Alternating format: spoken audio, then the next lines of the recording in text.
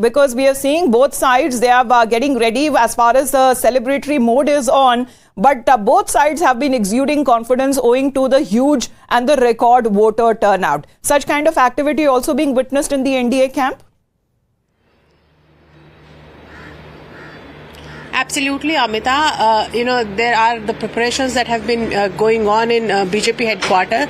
They also are very sure that they are going to win this election. And in fact, if you can just see, there are some, the tents and the shamiyanas are all there. But I have been told by the sources that BJP would keep the celebration very low-key, considering there were Delhi blast. And in fact, we have also been told that they have been given strict directives that there should be no crackers that will be busted today.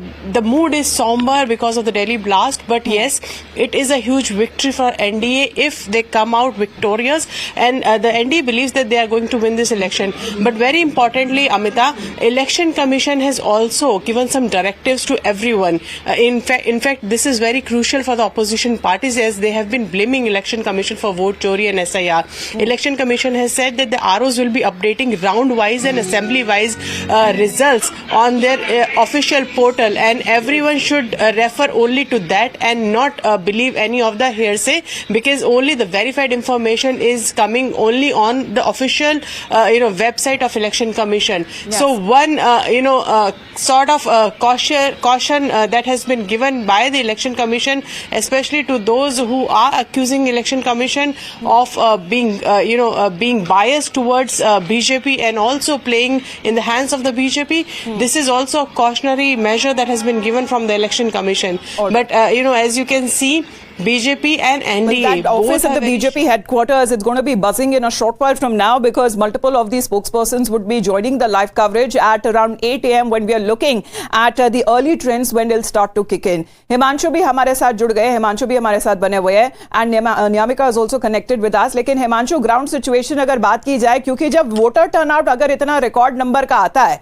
और कहा जा रहा है कि इसमें महिलाओं का सबसे बड़ा एक रोल उनकी तरफ से अदा किया गया है, लेकिन वोटर टर्नआउट का मतलब क्या इससे निकाला जाए कि लोगों में वो विश्वास है कि यही सरकार को फिर से आना चाहिए ताकि विकास का जो काम है, क्योंकि जितने लोग ऑन ग्राउंड बात कर रहे थे वो कह रहे थे हमने वोट तो विकास के लिए किया है, या वो बदलाव चाहते हैं? ऑन ग्राउंड सिचुएशन क्या कहती है?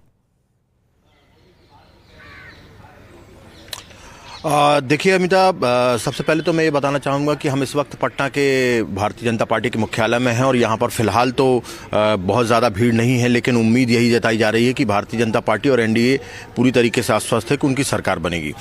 दूसरी बात जो आपने पूछी कि जो वोटिंग टर्नआउट बढ़ा है, खासकर सेकेंड फेज़ में जिस तरीके से वोटिंग टर्नआउट बढ़ा, इंक्रीज़ हुआ, 70-75 तक पहुँच गया, खासकर सीमांचल के इलाकों में। तो ऐसा नहीं है कि सीमांचल के इलाकों में सिर्फ मुस्लिम वोटर्स ही बहुत ज़्यादा बाहर आकर उन्होंने वोट दिया है, हिंदू वोटर्स भी बाहर निकले थे। लेकिन इसमें जो एक्सपर्ट है वो ये बता रहे हैं कि जो एसआईआर हुआ था उसमें पहले जो वोटिंग परसेंटेज था, जैसा कि यदि 100 वोट में से 50 वोट पड़े थे तो 50% होता था। इस बार क्या है, लगभग जो 25 से 30% वोट बैंक जो बढ़ा है वो उसमें कहीं ना कहीं बोल रहा है कि एसआईआर में जिन लोगों के नाम कट गए थे, तो जो जिनके नाम कट गए थे वोटिंग परसेंटेज लगभग उतना ही रहा है, लेकिन चूंकि बहुत सारे जो फर्जी वोट थे जो दूसरे स्थानों पर भी वोट डालते थे, यहाँ पर भी वोट डालते थे, वो जब वोट कट गए तो ऑटोमेटिकली ये जो परसेंटेज बढ़ा है, ये एक्सपर्ट बोल रहे हैं कि ये उसका एसआईआर का असर है कि जो रियल वोटर्स थे उनकी संख्या कम हुई, उसी के चलते जो रियल में जो वोट डाले जाते थे वही वोट इस बार भी पड़े हैं और उसी के चलते ये जो वोटिंग परसेंटेज है वो बढ़ा हुआ दिख रहा है। तीसरी सबसे बड़ी बात यह है कि महिलाओं की आपने चर्चा की, निश्चित तौर पर महिलाओं के लिए जिस तरीके से भारतीय जनता पार्टी ने और एनडीए की बिहार की गवर्नमेंट ने जो 10,000 रुपए वाली स्कीम लेकर आए, वो उसका कहीं ना कहीं असर दिख रहा है। और उसका असर इस तरीके से देखने को मिल रहा है कि जो कुछ इलाकों में जो मुस्लिम महिलाएं हैं उन्होंने भी, भले ही उनके परिवार के लोग आरजेडी या अन्य किसी पार्टी को वोट देते रहे हों, लेकिन उन्होंने इस बार जो है भारतीय जनता पार्टी को की तरफ भी रुझान किया है। तो एक फैक्टर ये भी है कि भारतीय जनता पार्टी की तरफ भी कुछ मुस्लिम महिलाओं का चेहरे के लिए वोट डाले गए हैं, पार्टी के लिए वोट डाले गए हैं, कैंडिडेट के लिए वोट डाले गए या बिहार के डेवलपमेंट के लिए वोट डाले गए हैं, वो आज सामने नजर आएगा as the results, as postal ballots that would be counted 8 a.m. onwards. We're looking at the trends that will set to come in. Nyamika, as we are speaking of the activity here, especially when it comes to the biggest narrative that has been said by the Congress party being spearheaded by Rahul Gandhi, because this would also be the judgment day if vote chori is something that the people of Bihar are accepting that narrative or not.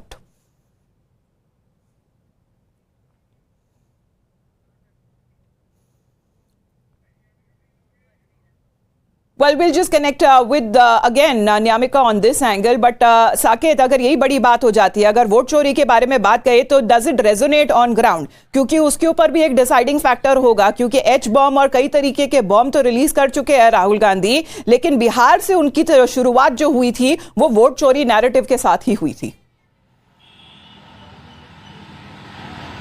देखिए, बिल्कुल vote चोरी के आरोप के साथ राहुल गांधी ने बिहार में कई रोड शोज किए, कई इलाकों में, लगभग तमाम जिलों में वो गए, वहां पर उन्होंने प्रदर्शन किया। लेकिन जो ग्राउंड पर हमने देखा इस वोटिंग के दौरान भी, पूरे चुनाव के दौरान, वोट चोरी कोई बड़ा मुद्दा बनकर नहीं दिखा। ना जनता, जो आम जनता है, जो वोटर्स हैं, वो इससे इफेक्टेड दिखा है। और निश्चित तौर पर जिस तरह के रुझान अभी एग्जिट पोल को लेकर जिस तरह से इशारे आ रहे हैं, उससे भी साफ है कि इससे बहुत ज्यादा इफेक्ट जो है वो नहीं हुआ है। महागठबंधन को इसका बहुत फायदा नहीं मिला है।